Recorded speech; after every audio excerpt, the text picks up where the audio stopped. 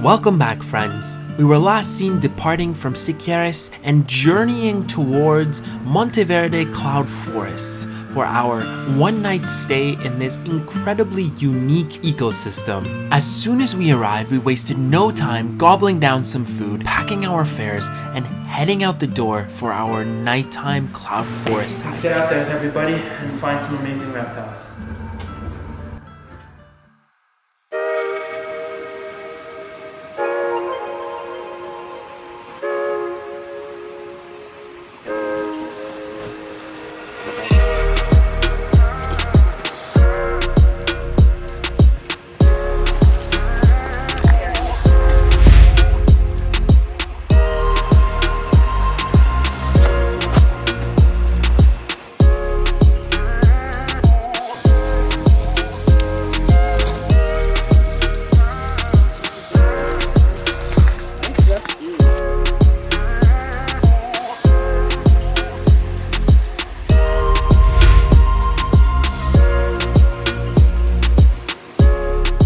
Okay everybody, we have arrived at the cloud forest of Costa Rica. As soon as we stepped out of our car, it was completely different than the Caribbean side. First of all, the temperature is drastically cooler.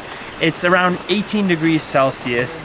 Alright guys, you can see here we're at the very beginning of the cloud forest hike and it is at 86% humidity and 19 degrees Celsius. That is dropping and the humidity is rising. I don't know if you can tell on camera, but it is starting to spit a little bit, so we're going to be approaching 100% humidity tonight. There's this breeze and fog that's moving through the vegetation, moving through the forest, and you can see droplets of water and mist just dropping all over us. It's as if it's raining, but maybe not.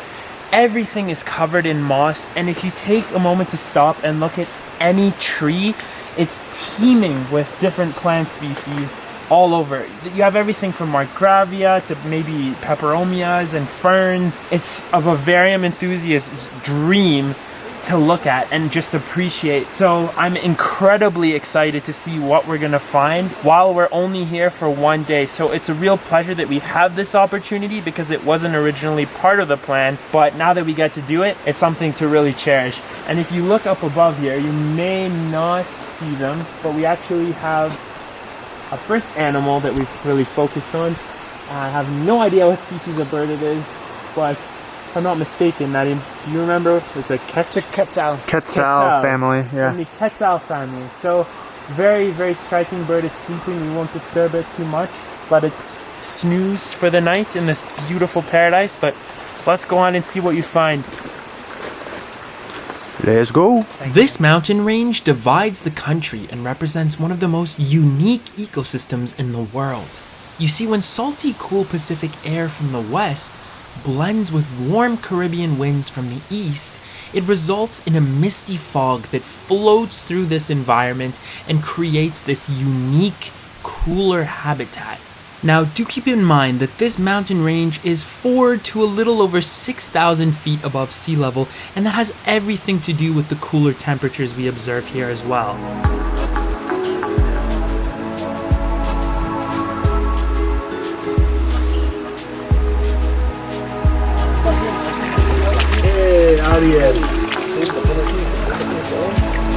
Very cool habitat, if I might say.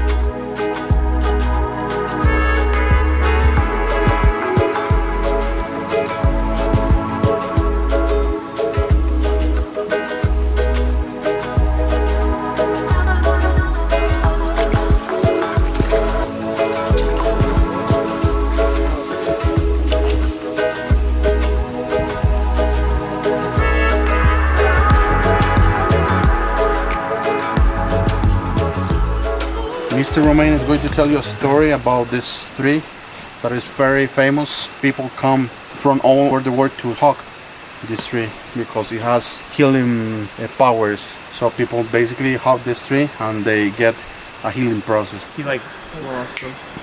See, watch. Yeah, I see. Now he's watching us. That looks like a kinkajou from here. All of a sudden it just flies down. Now I don't want to know. I don't care. Fly down. I want to know what it is. When you look up at these trees right here, you're going to find entire ecosystems that never come to the ground. Entire ecosystems that only belong in these trees, as if it's its own planet. There are species up there that they live the whole life in there. They don't even need to come down.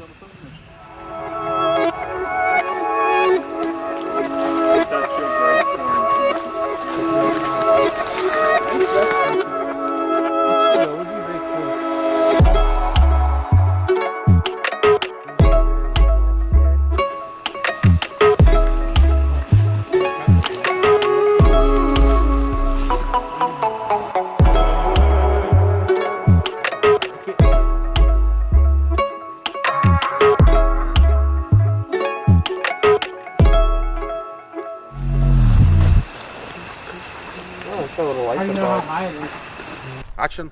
Today's video is brought to you by CR Wild, the ultimate way for you to experience the herpetofauna of Costa Rica. CR Wild is a company in Costa Rica. We like to promote reptile and amphibian conservation in the tropics through science, education, and tourism, of course. We have tailor-made herping expedition night tour. Anything you need in Costa Rica, just click the link below or the pinned comment.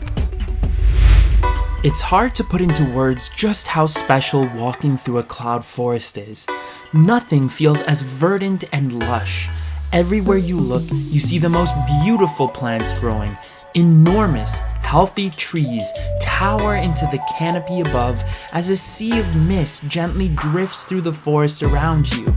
I even got to see wild representation of one of my favorite philodendron species, the P. verrucosum, growing in its native range.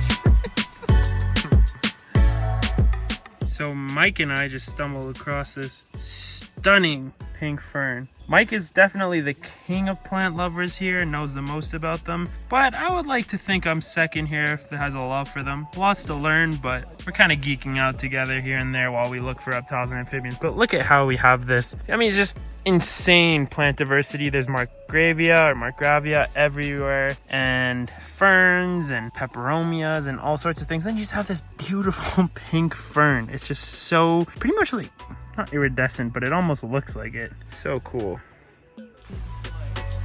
He's way back there.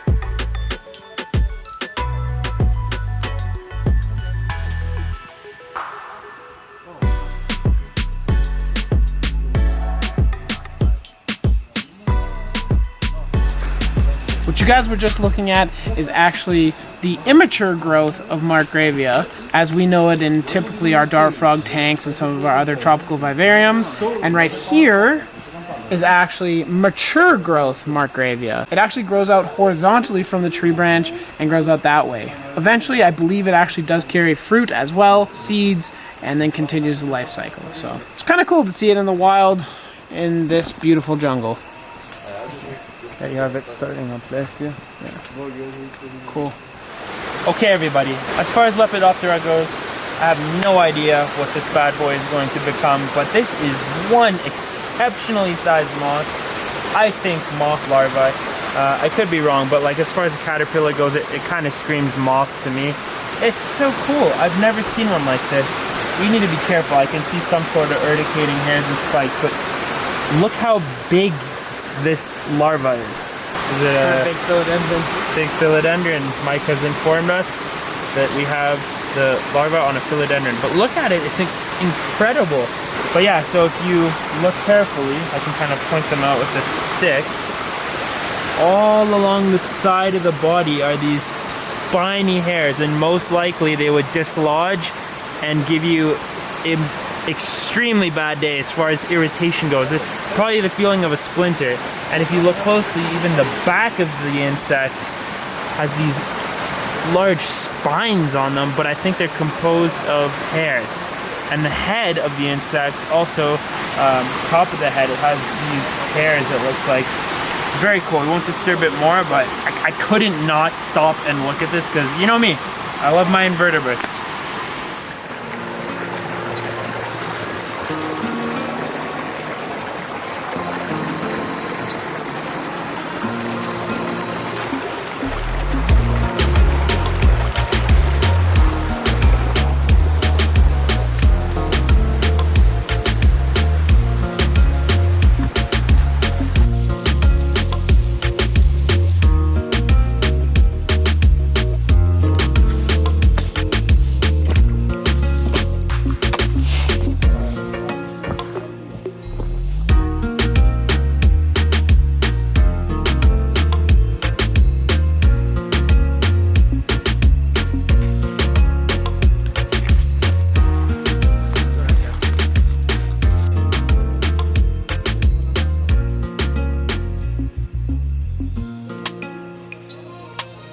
See, Mikey, what do you have there, man? I don't know what this is, but this is a giant tree fern. Incredible. Hey, our first orchid.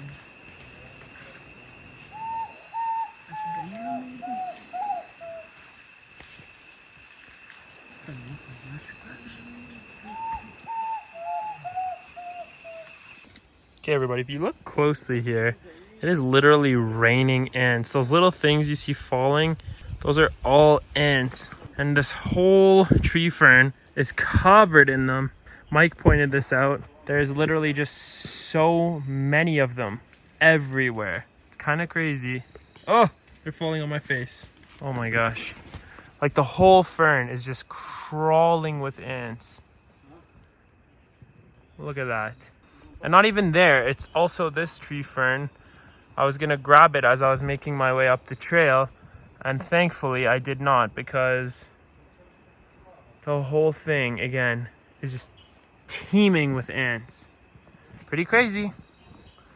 Let us continue. Ant-free. After our hike, we returned to base camp. It was quite late at night, 11 p.m. to be exact, so Adam and Nadim decided to head to bed after a long day of traveling and hours of hiking we had just completed. Christian and Norberto wanted to stay up and hike one more trail in hopes of finding the elusive side-striped palm pit viper, which is known to be in the area.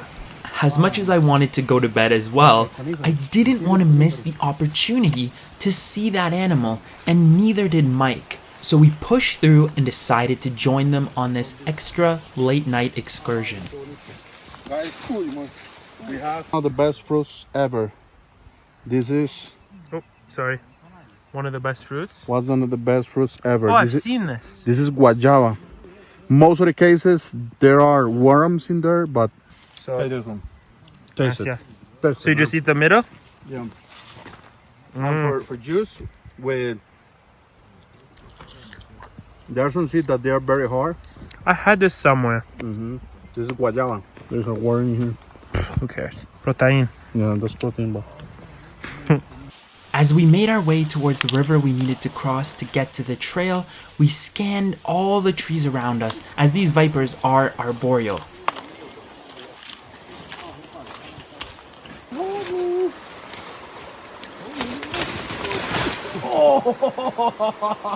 I hate to say it, but I also am happy to say I got that on film. Really? Yes, buddy. You good? Yeah. I might not be able to have kids now, but... Oh, no. Oh, you landed on that. Okay. Poor Mikey boy, but what a trooper. Well done. They look like guppies. Yeah.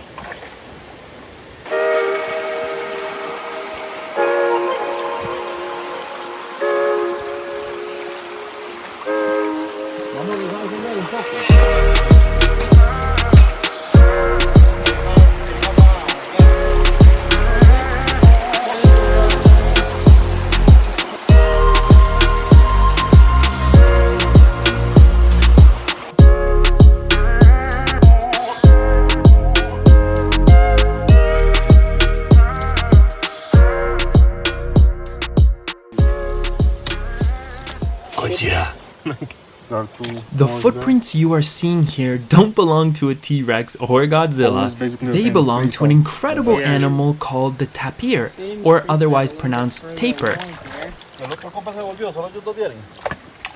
Tapirs have 4 toes on each of their front feet and 3 on their back feet.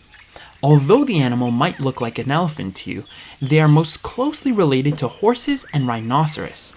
These animals spend a lot of time in and around water, consuming leafy foliage and aquatic vegetation. According to Norberto, it was their breeding season, so he encouraged us to be extra alert, as females who had calves with them are quite capable of defensive behavior, including but not limited to charging in defense, so we needed to be very careful.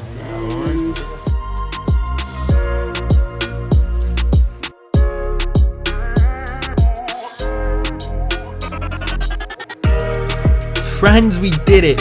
We found the viper, and just when we were about to give up, no less!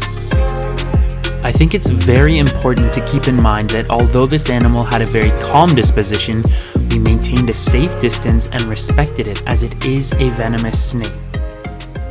Okay everybody, so I'm gonna be real with you. We went on our cloud forest hike and Nadim and Adam decided to go to bed and not join us when we got back on a second hike to find this animal. Roberto, Christian, Mike and I have been hiking on the trail for quite some time, and to be honest, there was already a few discussions about turning back, but thankfully we decided to stay, and we finally found the most beautiful snake that we have been looking for this evening, the Bothriechis lateralis.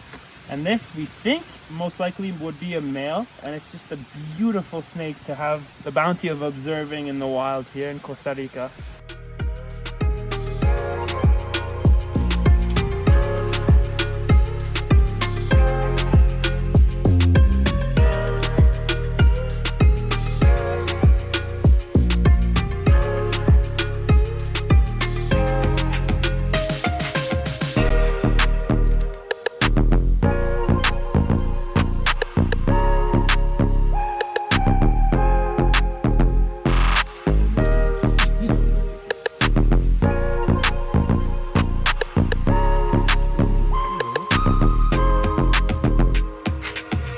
You guys, right here we have a Bothriechis lateralis. We're just kind of geeking out. It's been quite the night. Very blessed to have found what we were looking for, which does not happen often when you are herping, let us tell you. So this is such a special moment. The next morning, we had to pack everything up quickly because we were heading out towards the South Pacific.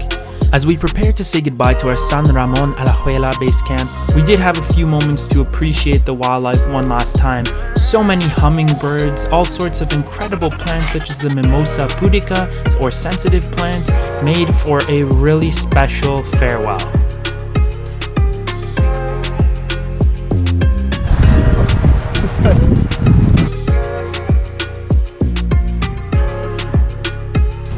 Okay everybody, that's a wrap for the cloud forest. We're getting in and we're heading off to the Pacific.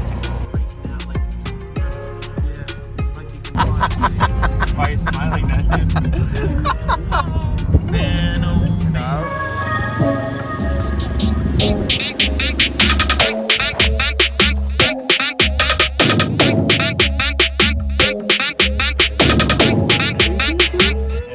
Uy, uy, uy.